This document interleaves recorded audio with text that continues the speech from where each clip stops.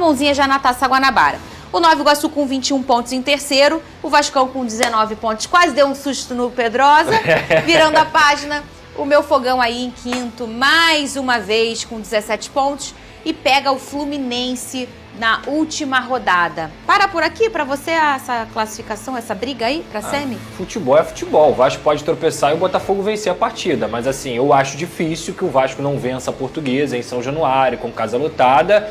E o Botafogo também vai ter que ter um jogo muito bem feito contra o Fluminense para conseguir vencer. Qualquer tropeço do Botafogo já classifica o Vasco. Sim. Precisa vencer de qualquer jeito e precisa vencer por uma margem boa também, por conta dos critérios de desempate. Mas é isso, eu acho difícil, não posso cravar futebol, mas acho difícil que alguma coisa mude ali entre os quatro. E o Vasco pode entrar já sabendo que está classificado, porque Perfeito. O jogo domingo no Maracanã é Botafogo e Fluminense às 16 e o Vasco é só às 18, né? Falar em Vasco da Gama, o Vasco venceu Volta Redonda, partida com transmissão aqui do SBT, nosso querido Lucas Pedrosa mais uma vez brilhando e segue dependendo apenas de si na última rodada para se classificar para a semifinal do Carioca. A reportagem é da Júlia Cássia. Fala, Júlia.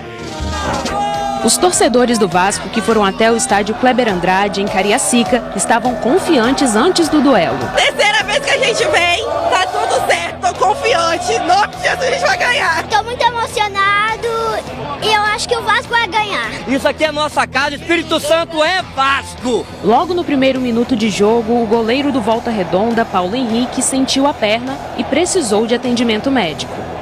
Ele foi esquisito pra bola, ó.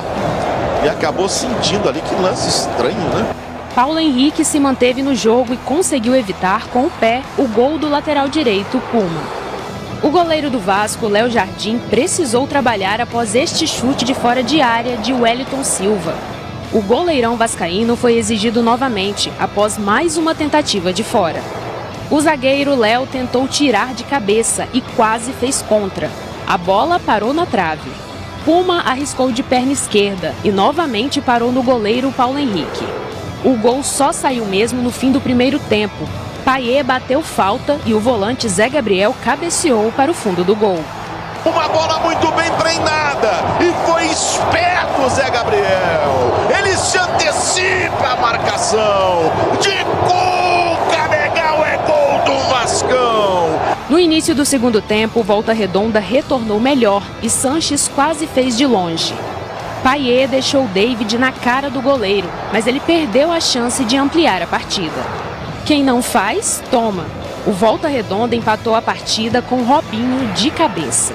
Você tá vendo de novo. Veio para colocar a cabeça o MV. Ele é artilheiro. Ele faz o quarto gol dele no Campeonato Carioca. Não é um jogador alto, mas se posicionou onde não tinha marcação. Mas o Vasco reagiu e o artilheiro Verratti aproveitou o cruzamento, desempatando o jogo. É um pirata definidor. Ele sabe o caminho da... Marcos Vinícius deixou a sola do pé em Medel e foi expulso após a revisão do VAR.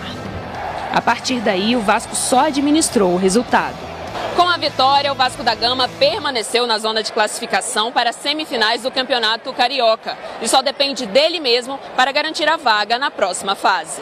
Eu estou muito feliz, estou me sentindo em casa, representar esse clube, essa torcida, para mim é um privilégio enorme.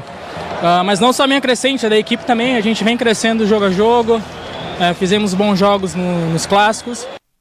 Lucas Pedrosa, que susto, hein? Teve uma hora ali que eu achei que não ia dar bom pro Vasco da Gama, não. Já já a gente vai falar de toda essa situação, tem atacante novo chegando, não tem, a torcida do Vasco tá curiosa, mas aí a alegria do Vasco em conseguir pisar um pouquinho na vaga da semifinal. Claro que falta o último jogo, né? Sim. Mas o Vasco não apresentou um bom futebol por aí, hein, Pedrosa? Não, Fernanda. Primeiramente, agradecer a todo mundo que acompanhou na tela do SBT, foi um carinho enorme. E o Vasco passou longe de fazer uma grande partida. O que eu até falei na transmissão o Vasco fez o necessário. O que você precisava? Vencer a partida para você se classificar, para você continuar na zona de classificação do Campeonato Carioca.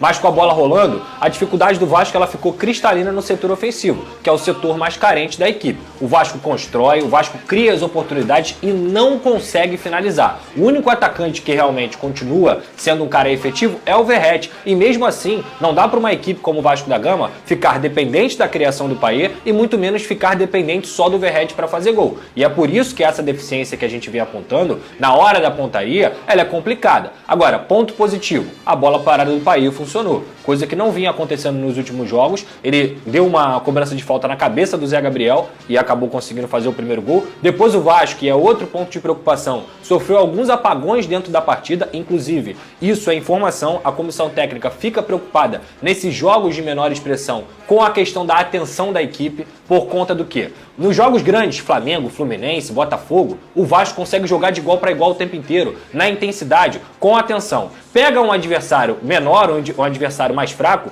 falta essa atenção, tem apagões dentro da partida. E o Vasco agora pega o Marcelo Dias na terça-feira na Copa do Brasil. Então é um jogo traiçoeiro demais, a Copa do Brasil é uma competição traiçoeira, a gente pôde ver o Cruzeiro ser eliminado pelo Souza na Paraíba. Então assim, pra mim, o mais importante, bola parada funcionou, ponto positivo. Só que essa questão da atenção e uma melhora nessa pontaria, ela precisa acontecer. Falta alguns ajustes e o Pedrosa lembrou para o próximo jogo do Campeonato Carioca, o Zé Gabriel tá fora, né? Sim. E o Vasco precisa talvez de um ajuste no seu ataque, o Veni. A gente vê que o Payet funciona muito bem, para mim ele até muda o patamar esportivo do Vasco. A gente vê que o Verratti também é um cara bem diferente, mas os outros atacantes estão deixando a desejar, Veni. Mas, Fernandinha, isso não me surpreende. Com todo respeito, quando o Vasco contratou o David, a gente falou isso aqui. O David é um jogador comum. Não é um jogador que você tem que comemorar, fazer aerovasco no aeroporto, nada disso. Muito pelo contrário, acho que o David é um jogador, é isso que ele está apresentando no Vasco, é o que ele é. Não adianta. Óbvio, tem algumas oportunidades que me chamam a atenção, as oportunidades que ele perde. Perfeito. Chances claras. Chances, assim, fáceis de fazer e ele acaba não fazendo. Mas o David não é um jogador que a torcida do Vasco tem que confiar 100% para o restante da temporada. Dito isso, acho que o Vasco tem que ir ao mercado fazer contratação. Porque o Verratti hoje é o único centroavante de ofício, é o único centroavante que a torcida vascaína confia. Se aconteceu o que aconteceu já, problema de lesão, costela, e aí, faz o quê? Verdade. Então, aquele questionamento que a gente fez aqui em relação ao Fluminense ligar o sinal de alerta, eu acho que o Vasco tem que ligar o sinal de alerta, não no Carioca. Porque eu penso no restante da temporada. Porque o Carioca, ele engana muita coisa. A verdade é essa. Você pode achar que está bem, mas na verdade o Vasco vai disputar competições extremamente difíceis. Copa do Brasil. Eu acho que o Vasco ele não entra no Campeonato Brasileiro pensando em não ser rebaixado. Eu acho isso um absurdo. Até porque o que vem gastando aí, a 77 está investindo. Então, assim, eu acho que o sinal de alerta tem que ficar ligado e o Vasco tem que contratar. Já, falar em contratação, todo mundo tava animado, negócio de atacante. Será que não vem um atacante pro Vasco? Tem o drone, tá aqui. Lucas Pedrosa, pela carinha dele. Calma aí, Pedrosa, você já vai falar. Antes coloca na tela. Dá um sorrisinho, um sorrisão. Lucas Pedrosa, tem atacante chegando ou não? O que aconteceu, Lucas Pedrosa? Antes faz a carinha de novo. Eu imagino ele sentadinho de manhã no drone, rindo pra caramba. Aí do nada. Eu passei assim, a manhã inteira assim, ó. Vou escrever isso aqui. Aí apuro, aí me ligam. Aí eu fico meia hora no telefone, beleza. Vamos lá, dou notícia aqui. Aí daqui a pouco, ó, pode ser que tá. Quem acha que tá, não tá. Aí quem acha que não tá, aí que não tá mesmo, entendeu? Vamos lá, vou tentar explicar essa situação de uma forma cronológica, tá, Fernanda? Que é muito importante pra gente poder deixar claro pro torcedor do Vasco. Há 20 dias, o Vasco entra em contato com o André Silva, é um atacante brasileiro que tem 26 anos, é destaque do Vitória de Guimarães. Ele tem 13 gols e 2 assistências em 27 jogos na temporada, é um destaque realmente do time português.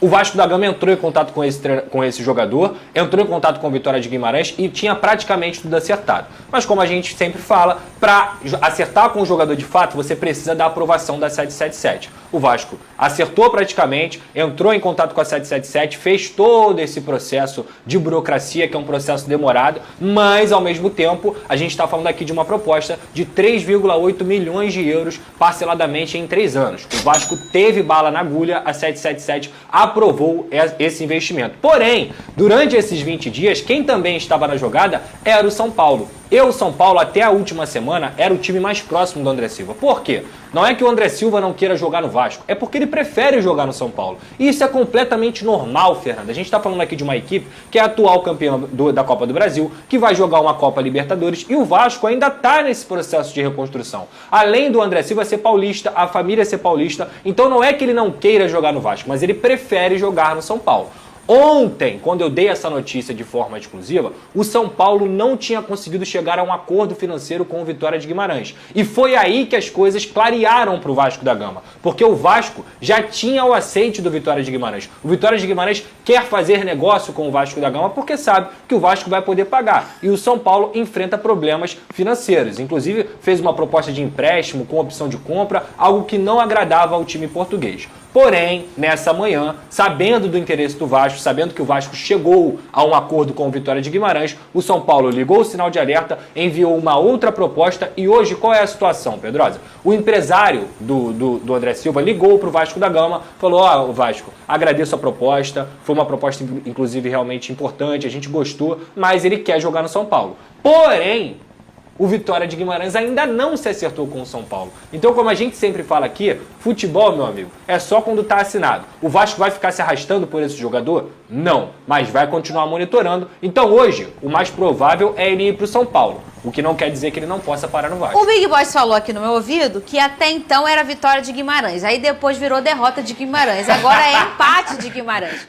Já que o negócio ainda não está acertado. Ele disse também que ele tem um drone dele, o drone do Big Boss, que na ausência na não chegada aí do André, então vem o Giroud mesmo, tá? E ele falou, fontes, minha cabeça. É a cabeça dele que quer essa questão. Agora, ele faz o que o Verratti faz? Faz o que o Verratti faz. Tá muito claro que o Vasco quer esse substituto pro Verratti. Mas ele chegaria para jogar com o Verratti. Com o Verratti? Pro lugar do David, principalmente. Mas lembra que antes de eu sair de férias, a gente debatendo sobre Mateuzinho e Botafogo, que a gente tinha opinião Parecido, que o Botafogo Verinha. não Verdade, tinha Verinha. que ficar brigando por Mateuzinho, porque o Mateuzinho não demonstrou vontade de jogar no Botafogo. Nesse caso, eu vou falar o mesmo. Se um jogador quer ir para o São Paulo, não vejo motivos do Vasco, entre aspas, perder tempo durante essa janela de transferência atrás de um jogador que já aceitou o projeto do São Paulo. Então deixa ele para o São Paulo. Se o São Paulo vai se acertar ou não com o Vitória de Guimarães, é problema dos clubes. Mas eu acho que o Vasco não tem que ficar correndo atrás desse atleta. Eu tô com A você, janela de Mineiro. transferência fecha agora, dia 7 de março. E se o jogador optou por jogar no São Paulo, deixa ele ser feliz no São Paulo ou não também. Acho que o Vasco tem que analisar outros nomes. Acredito eu que Alexandre Matos, bom gestor que é, tem outros nomes aí em vista. Então, se o André quer ir para o São Paulo, vai ser feliz no São Paulo. O nosso torcedor do Twitter tem um nome que tá quente. Já vou mostrar. Fala aí, Pedrosa. Só embasado no que o Veni comentou aqui, você também, tem informação. O Vasco não vai ficar se humilhando. Ai, André, vem pra cá, meu Deus, pelo amor de Deus. Vai monitorar, porque é um jogador que realmente é interessante, é bom jogador. Então, se ele não se acertar com o São Paulo, ele vem pro Vasco, no caso, se ele realmente quiser. O Vasco está monitorando uma situação, não vai se humilhar pelo André Silva, você pode ter certeza. Ah, Pedro, mas vai ficar esperando ele até a final da janela? Não, informação, não vai esperar o André Silva. Vai monitorar a situação e em busca de outros nomes. É isso que vai acontecer. O SBT Esporte Rio está monitorando um cara. A gente tem nossos scouts aqui. São os nossos telespectadores. O melhor scout que tem. Olha aí o Marcos José. Daverson no Vascão. Tem informação. Hashtag SBT Esporte Rio. Bota aí, Daverson no Vascão. Bota todo mundo. Vai, ô Pedrosa. O Vasco não negocia com ele. Que isso? Mas a gente quer. Aí põe aqui que a gente quer. Eu vou te aí falar. bota. Entendeu, Vene? Não acho que seria ruim não, tá? Acho que ele poderia vir sim pra ser reserva do Verratti. Gente, ele é vascaíno de coração. Ele é um cara bom tecnicamente. Eu acho que esse folclore que fica em volta do Daverson apaga um pouco tecnicamente o jogador que ele é, que é um bom jogador. Só que aí a gente entra no ponto do processo de contratação. O Vasco tinha acertado o Pedro Henrique e o Breno Lopes, que são jogadores ali que beiram 30 anos, o Pedro Henrique tem 33. Acertado. A 777 vetou. Então não vai buscar o Daverson, que tem 34, 35 anos, por conta disso. Agora o André, que tem 26, que é um jogador jovem, que está despontando na Europa, que tem poder de revenda, a 77 se interessou. Inclusive, repito, é muito importante a gente deixar claro aqui o seguinte, Fernanda, não tem 777 demoníaca. O processo ele tem que ser mudado, ele tem que ser mais rápido. O Vasco não pode ficar esperando 10, 20 dias para poder acertar com um jogador no mercado de transferências. Agora, o Vasco só consegue pagar 4 milhões de euros num jogador porque tem a 777. Então não é 8 nem 80, é só pontuar essa situação. Então tá aí, né? O Lucas Pedrosa trouxe a informação aí, né? de que o André Silva prefere jogar no São Paulo pelo jogador ser paulista, sua família ser de São Paulo, né? Pelas facilidade mais de adaptação à cidade de São Paulo do que no Rio de Janeiro. Também tem o lado pesado, né? Que o São Paulo já está um time pronto, digamos assim, que vai disputar Libertadores, né? Mais competições do que o Vasco aí. E o Vasco ainda no processo de crescimento, de montagem de equipe para brigar, para chegar nessas competições aí também. Eu vejo assim, no São Paulo não sei, né, se seria melhor se ele vai ter mais oportunidades do que no Vasco, né? Se ele viesse para o Vasco, porque o Vasco está aí nesse processo de crescimento e eu acho que o David, se tiver um outro cara que possa tomar a vaga dele ali, brigar com ele pelo ataque, o David perde essa titularidade rapidamente, né? Inclusive agora no jogo aí contra o Volta Redonda, perdeu um gol claramente feito, né? Muitos torcedores aí falaram que estava muito fácil ali para fazer aquele gol, né? Com o passe do Payet. E o David desperdiçou a chance de botar o Vasco na frente com 2-0 no placar. Aí eu fico pensando isso aí numa competição onde o Vasco precisa de um segundo gol e o jogador perde uma situação clara dessa, né?